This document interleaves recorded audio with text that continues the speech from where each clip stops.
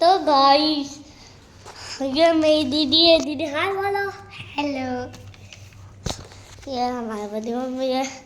ये साला हमारा बाबू है। पता नहीं क्या करता है, टहलता है कुत्ते की जैसा, पर दिख नहीं लागो को ना। और अपन नीचे चलते हुए जीजा जी ने बोले उनको भी दिखाएंगे। तो गाइस मेरी जीजा जी को तो अभी दो घंटा हो गया।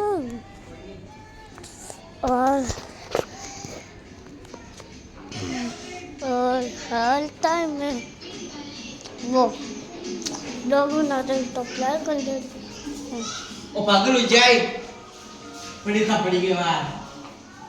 चुप ले। मतलब भाई ये भी गंजी सी करता है मेरे जैसे। मैंने एक वीडियो क्या बना ली, उस टाइम पे ये लोग कंजूस करते हैं। जो भाई सभी